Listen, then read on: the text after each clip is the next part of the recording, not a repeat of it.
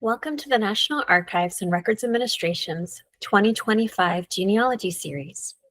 My name is Erin Townsend, and I'm the coordinator of this year's program. We are so happy you've joined us. Every year, the National Archives hosts the Genealogy Series, a free educational genealogy event broadcast on YouTube.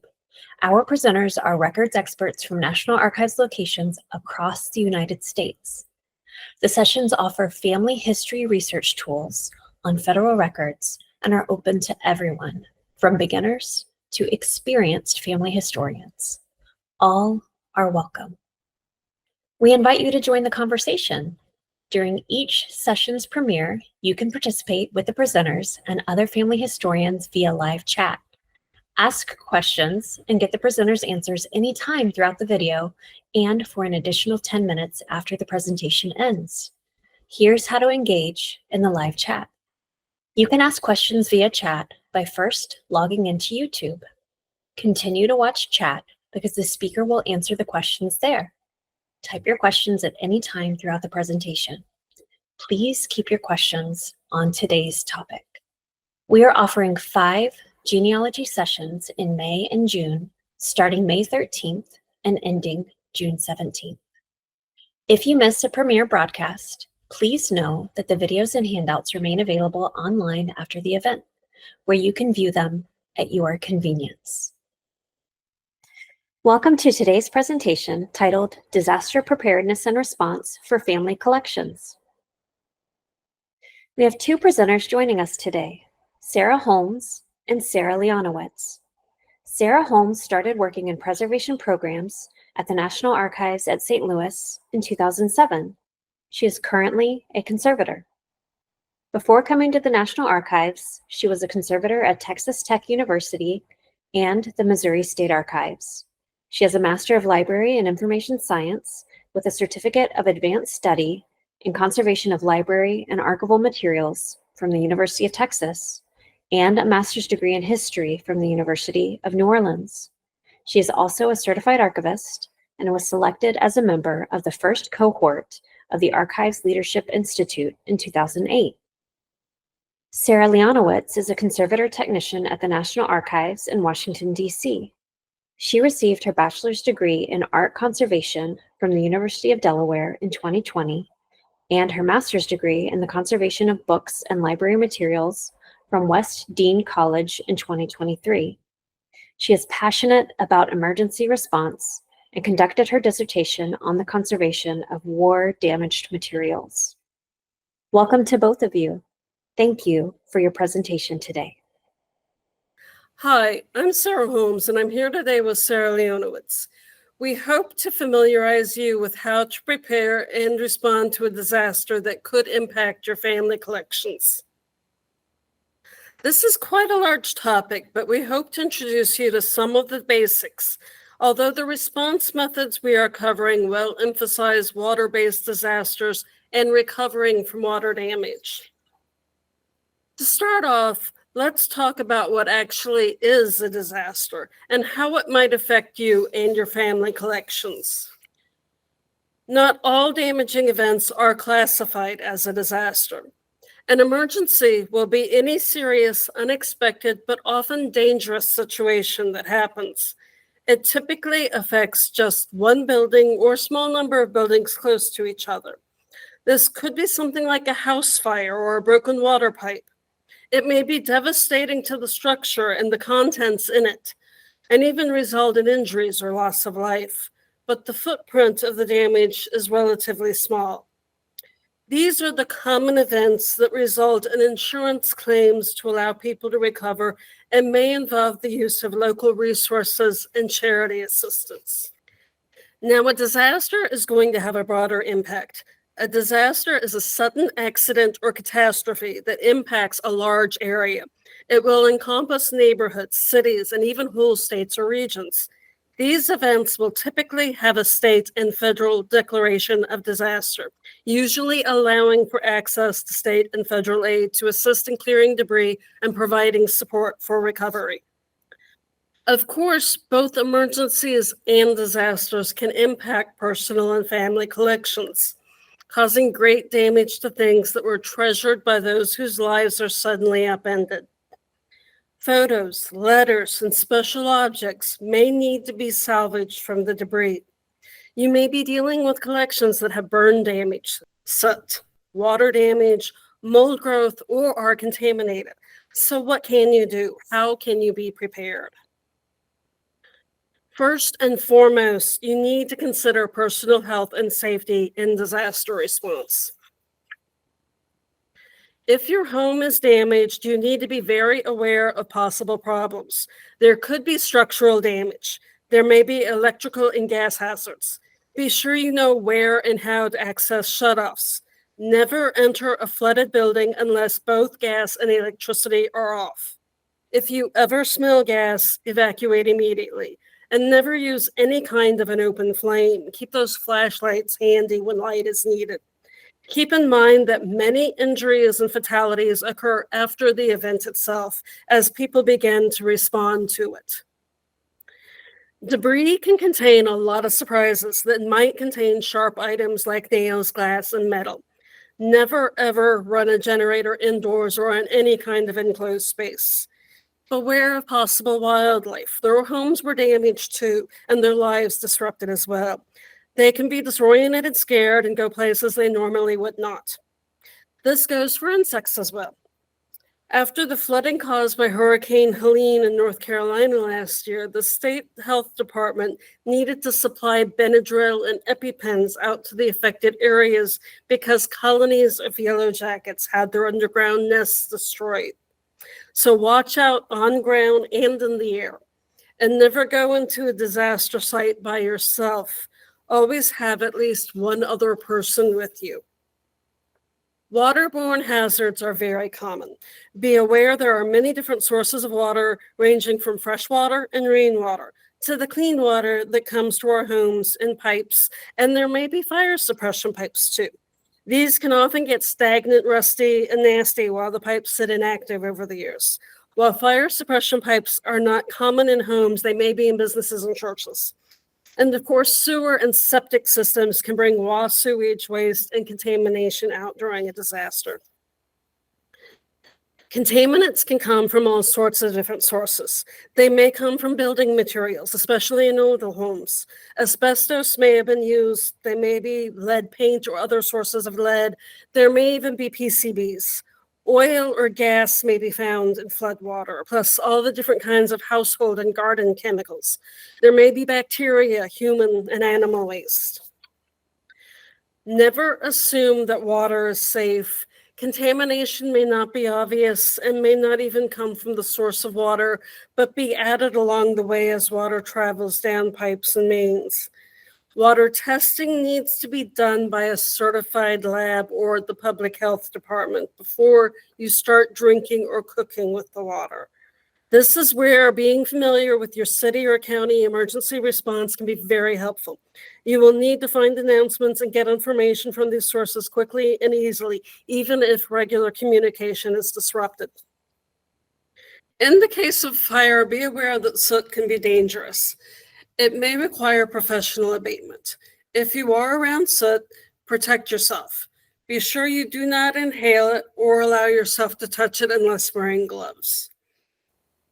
Mold is a big and important topic when dealing with disaster response and salvage. There are thousands of species of mold, many of which can be irritating to your respiratory system and your eyes when exposed in quantity. Personal sensitivity to mold can vary, and some people may be vulnerable to some molds much more easily than others. There are a few species of toxic mold, so always assume you must protect yourself from any mold growth that you see. Be sure you wear gloves if handling items and protect yourself from inhaling it by at least using an N95 respirator.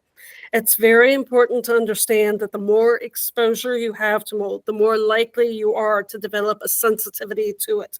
Just because mold has not bothered you in the past does not mean you can't have a strong reaction to it in the future. All molds in quantity can be hazardous. Lab testing is needed to determine concentrations and whether toxic molds are present. So again, assume all molds are potentially toxic and protect yourself.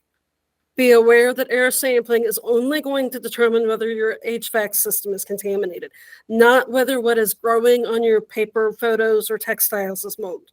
Mold can go dormant. As you see here in this picture of a page from a military record that was damaged in the 1973 fire at the National Personnel Records Center, dormant mold is going to be dry and powdery. Here, a technician is pointing to the mold with her microspatula. You can see the tendency for mold growth to grow along the channels where water ran down while the folder stood up in its box. Dormant mold is not dead. Cool temperatures and low relative humidities can keep mold from growing and blooming again by keeping it in a dormant state. Active mold is going to be moist, even wet. But this page here, damaged in 1973, was dried and saved along with many other records from that great fire. They have been stored in cool storage over the years with a low relative humidity. This has kept the mold from growing again. This is a very important concept. You can stabilize collections that are damaged and treat them months, even years later, if handled and stored properly. Individual mold spores cannot be seen by the naked eye. What you actually see when mold is visible is a colony of mold that is interconnected. So with mold actually being around us all the time, how much mold is too much mold? You know you need to address mold growth when you can smell the odor of the mold, when there has been water damage that the mold finds favorable to grow on, or when you see patches of mold, or if mold is in the ventilation system of the building. Because individual mold spores are so small, no cleanup can remove every trace of mold. For paper, photos, and objects, the best thing to do is to get it into a cool, dry area. You can even freeze it. This will stop the mold from continuing to grow. If the mold goes dormant, you can actually stabilize the object for now and have it treated later. But do keep mold contaminated items quarantined from other things so that the mold spores are not transferred to other items or to new surfaces. To understand how to deal with mold, you need to understand the distinction between disinfection and abatement.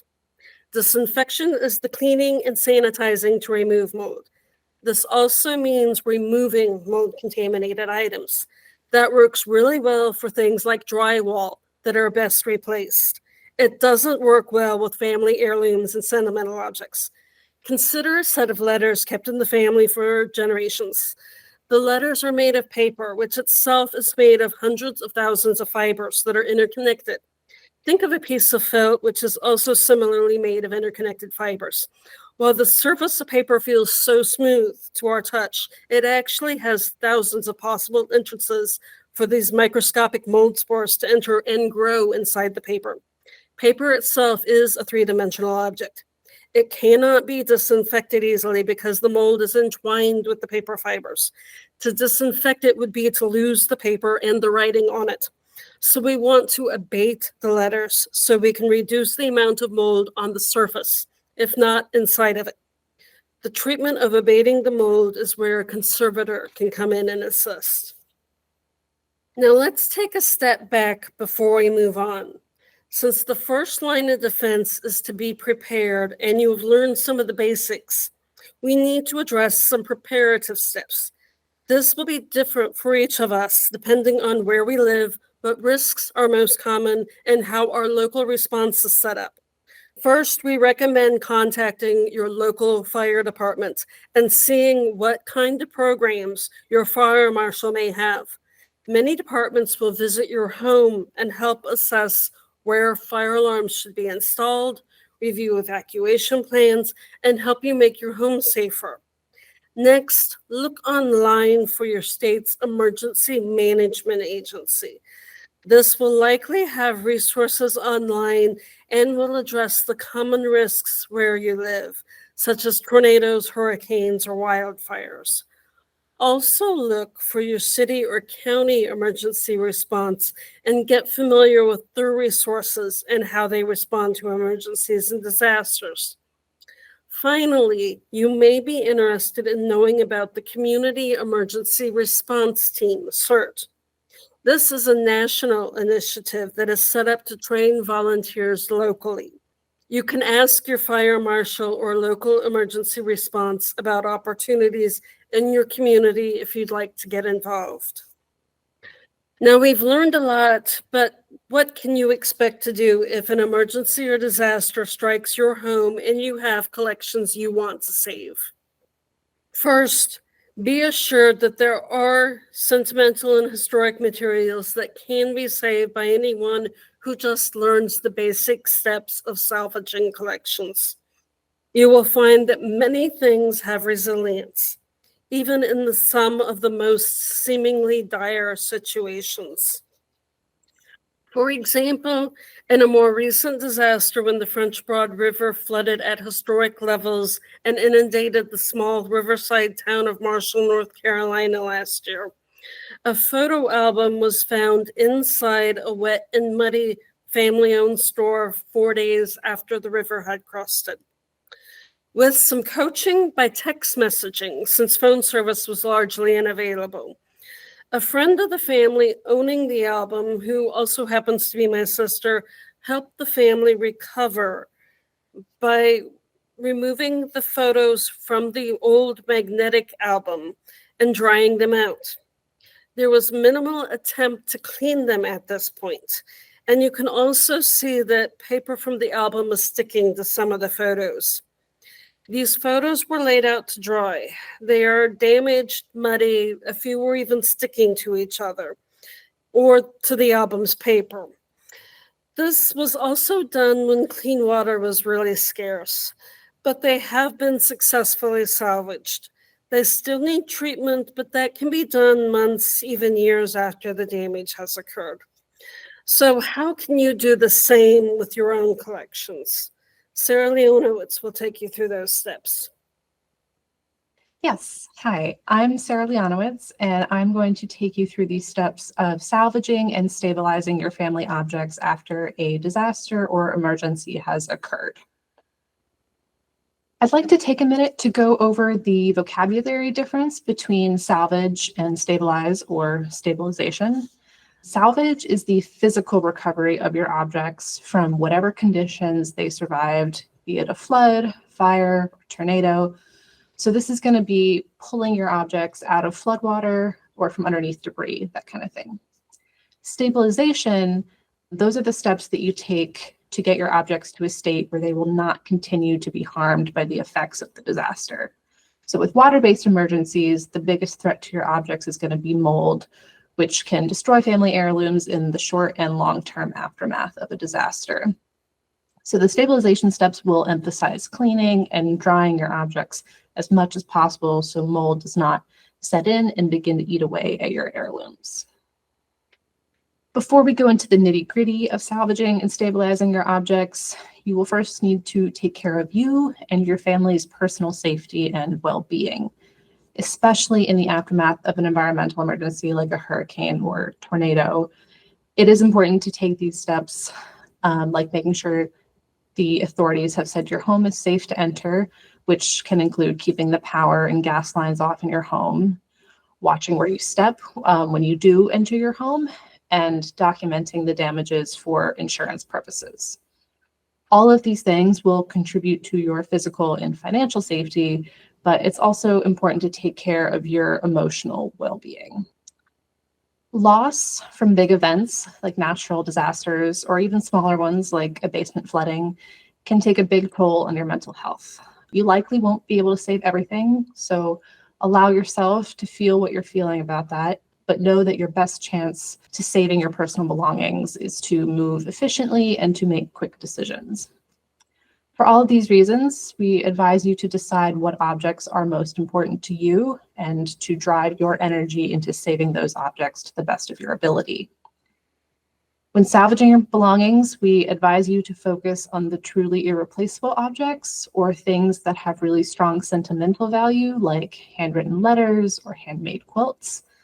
And I know it can sound kind of harsh, but if the items can fairly be easily replaced, then we would advise you to throw those away. So those are things like mass-produced books or photographs that you can scan and have reprinted, and any personal records that maybe you can get digital copies of. It's best to go that route rather than use your energy and resources to saving those things. When you do begin salvaging your items, always use personal protective equipment or PPE. Floodwaters in particular can be really nasty, and they can make you vulnerable to infectious diseases, chemical hazards, and injuries. You truly have no idea what is in the water. There can be chemical waste or human and animal waste. So please be sure to protect yourself. Make sure to wear gloves, rubber boots, long sleeves and pants, an N95 or N100 mask for particulates or water salvage, and goggles if you feel that you need them. These steps here are good practice after any salvage work, but especially after coming into contact with floodwater. Make sure that you wash yourself with soap and clean water, or if you don't have those, you can use alcohol wipes or sanitizer. Clean any wounds really thoroughly and seek medical attention if necessary, and then wash clothes with detergent and hot water. Now, let's get into the physical recovery of objects. General handling guidelines for any object are to carry it at the point closest to its center of gravity. So in the case of the chair that you see here, you don't want to grab it by the top, as that's going to put uneven pressure on the vulnerable points, and it could lead to breakage, especially if the object is wet and is already in a state of heightened fragility. Instead, you want to grab the object or the box in an area where the most weight is likely to be concentrated, such as the bottom of the object, instead of, by the handles or another spot that might seem easier to grab. And another note is that with boxes, especially if they're wet, there is a fairly good chance that they could break. So just keep that in mind when you're moving and make sure to protect your hands and feet. Before we get into the stabilization process, a final handling note that I would like to mention is that if you have photographs or any objects that are stuck together and will not easily come apart, please do not attempt to separate them as soon as you find them. This can cause further irreparable damage, and it's safer to wait until they are both submerged, which I will go over in a few slides, and fully wet again before attempting to separate them. However, if you have framed paintings or photographs that are behind glass or plastic album sleeves and you can safely remove them without damage, then you can do so before rinsing. But if they're stuck, then you can leave them for now and attempt to separate them once they are submerged. And the same thing goes for books with dust jackets. Remove them before rinsing, or if they're stuck, just leave them and attempt to separate them while they are submerged. For stabilization, you will need these items. Most of these materials can already be found in your belongings, or they can be purchased for a pretty minimal cost from local grocery and or hardware stores. So you want to begin with having enough space. You do not need to go out and get a folding table. This is just to illustrate that you will need plenty of flat and preferably elevated working space. Next, you will want multiple containers to rinse your objects in, preferably something that's disposable just to make cleanup a bit easier. These aluminum food serving trays work great, and you can buy them from most grocery stores. Next, having clean water to rinse your objects in. It does not need to be bottled water, but if the water is shut off, then this is a good option. Also, bottled distilled water will ensure that you're not rinsing your heirlooms with any unknowns that could come from tap water, but really any clean water will do. Having a soft bristled paintbrush is good for brushing dirt and debris off of objects, and soft bristles will prevent scratching or abrasions. A paint roller will work well for textiles, especially when you're trying to remove excess water after rinsing. And then next, having a variety of drying materials will serve you well. You will want to make sure that you're doing the stabilization work in a well-ventilated area. So you can work in a shaded area outside with a light breeze, or you can work indoors with a fan, AC unit, or dehumidifier on. You just want to make sure that the fan is not blowing directly onto your workstation or your drying space, but rather it's just gently circulating the air around the room. And for drying objects, we recommend this window screen mesh that you can find at any major hardware store, as well as paper towels and light colored towels so that you can monitor how clean your object's on. And you do want lighter colored towels so you can make sure that no dyes from anything are bleeding out, and you can monitor how clean your objects actually are. The first step in stabilizing your objects is going to be bathing them in successive baths to try to rinse out debris and flood water. We recommend using a 3-bath system, but you can do more as needed. You will set up 3 trays and fill them about an inch or so with clean water, and working left to right or whatever order makes sense to you. Your general workflow will be to place your book, photograph, document, cassette tape, whatever you're working with, in the first bath, and brushing off excess dirt with the paintbrush if needed. Then gently lift your object out of the first bath and into the second. And you repeat this process with the second and third baths before laying your object out to dry.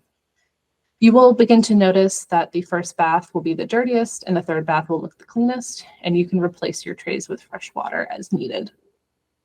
Now, if you have objects that are stuck together, you can attempt to gently separate them while they are submerged.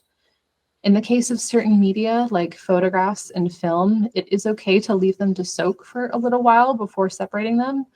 There's varying lengths of time, but even up to 24 hours is okay. And if you're not successful with separation in the first bath, you can try again on the second or third.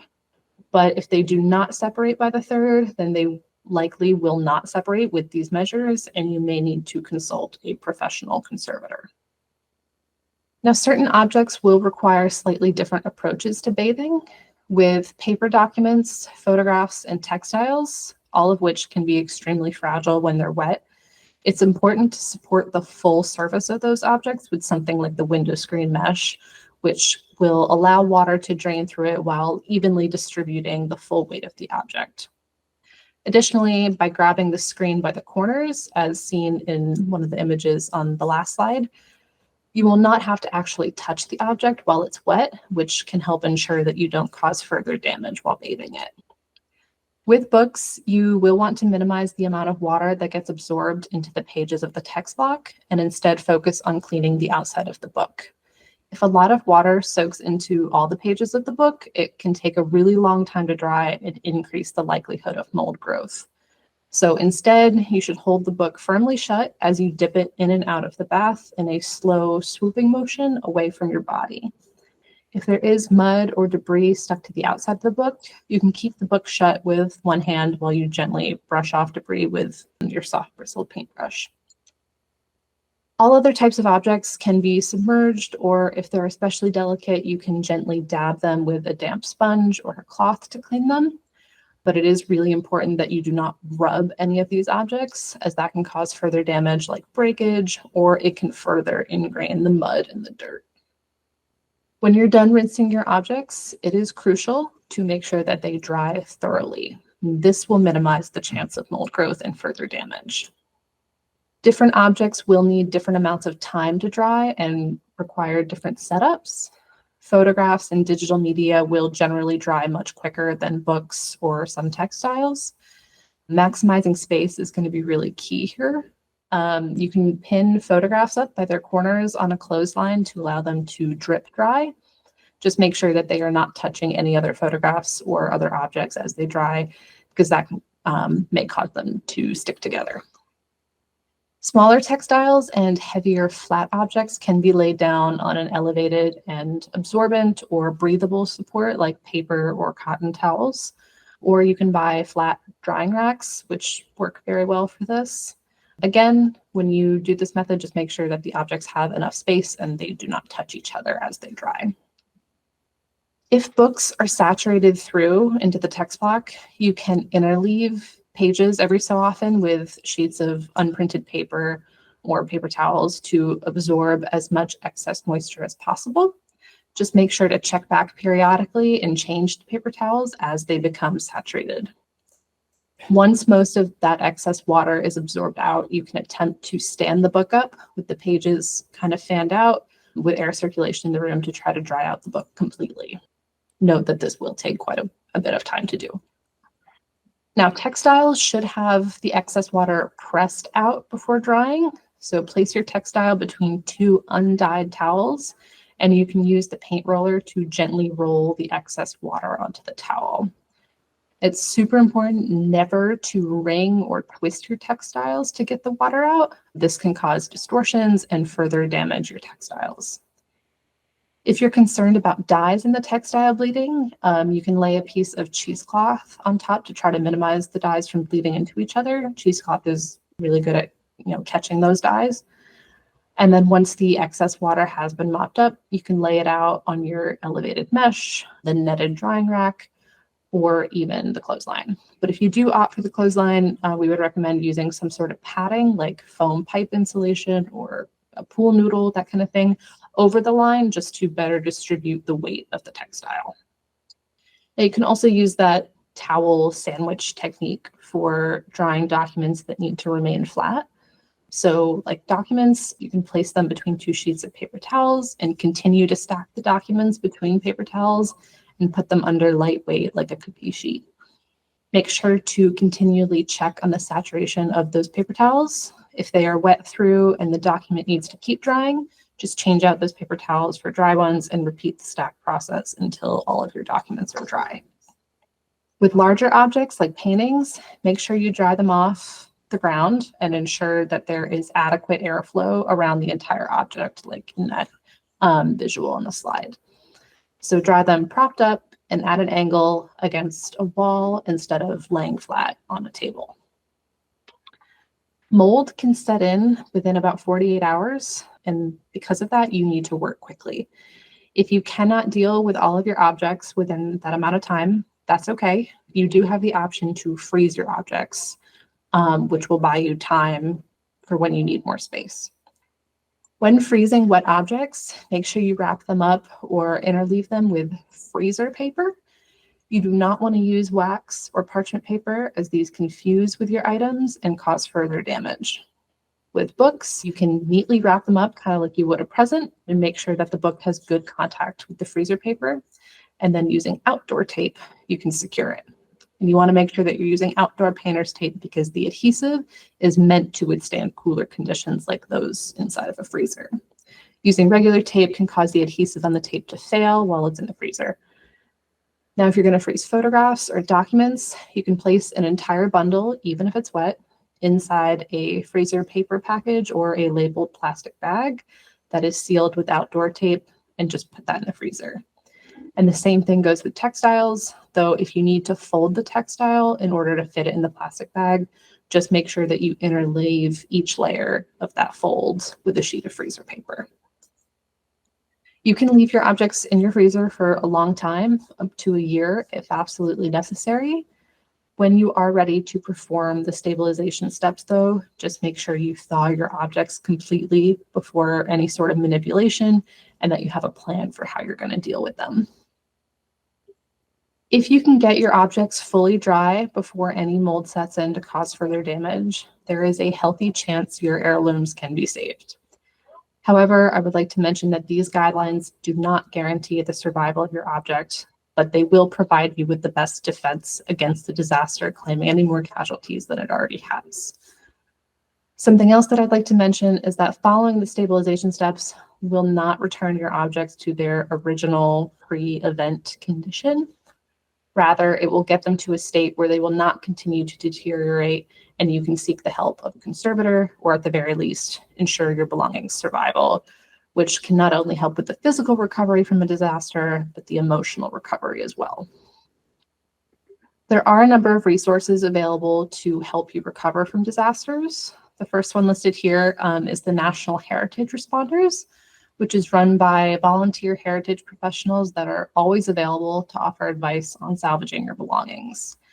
They can offer you general and material-specific advice. So if you want more information on specifically stabilizing, your dad's acoustic guitar or the shoes you wore to your wedding or a taxidermied fox, then they can connect you with individuals trained in the care of those materials, and their email address is right up there.